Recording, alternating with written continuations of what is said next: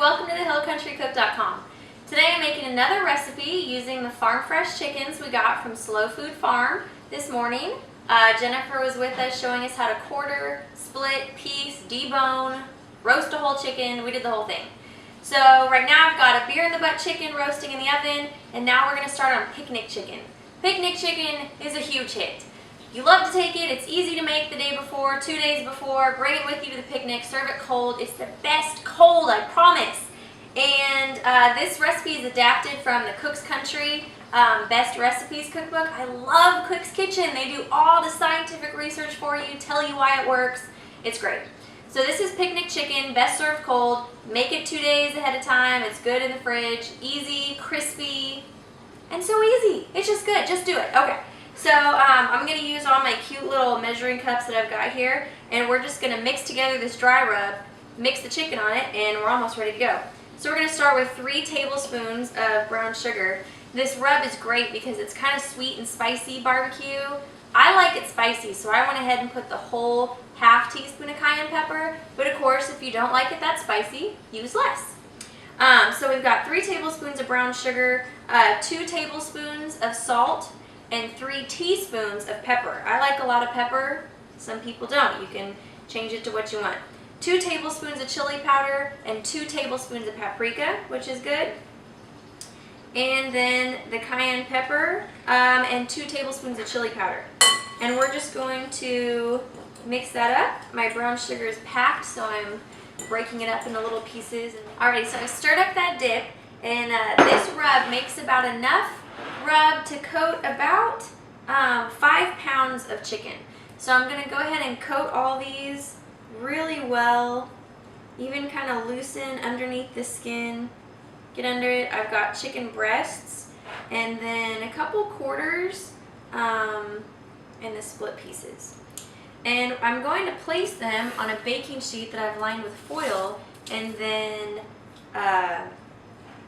put a baking rack on top of, and when we put this in the oven, it allows it to really get the heat all around in all the directions.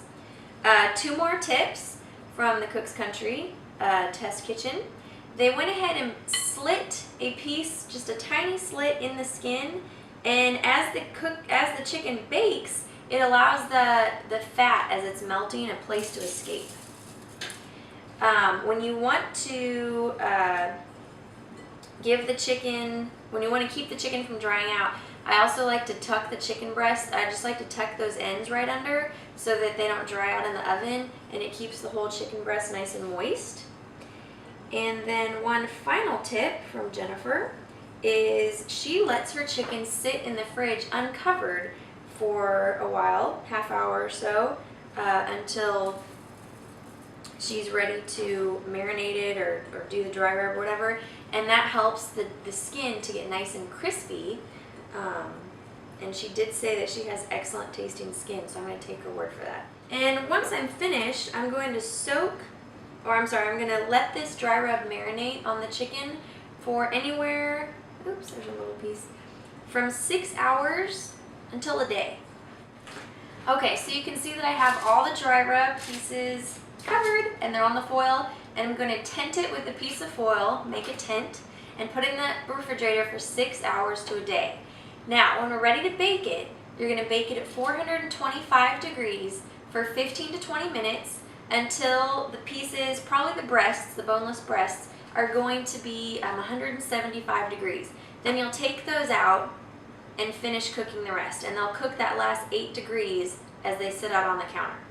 Then the thicker pieces, you then turn it up to 500 degrees and cook it another 10 to 12 minutes longer until it reaches 175 degrees, and then they get really nice and browned.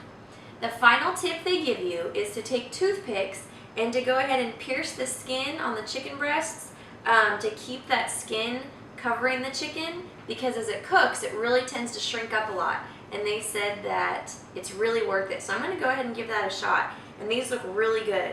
So we'll take them out and I'll show them to you when they're finished cooking. Well, I've taken the picnic chicken out of the oven and it looks absolutely delicious. And I've already gone ahead and taken a little sneak peek. I've got it on my little 4th of July plate. But it is so good. It does have a little kick to it because I put a little bit more cayenne in it, but it's that perfect balance of sweet with the brown sugar, spicy, paprika, salty. It's really good. I refrigerated it overnight. I'm eating it cold. I'm going to bring it to my friend's picnic this afternoon. And I'll go ahead and keep it in the fridge for 2 days. I'll have to make another batch for 4th of July. So thanks for watching. TheHillCountryCook.com. I gotta finish my lunch. Be sure to check out slowfoodfarm.com and more recipes on The Hill Country Cook. We'll see you later. Bye-bye.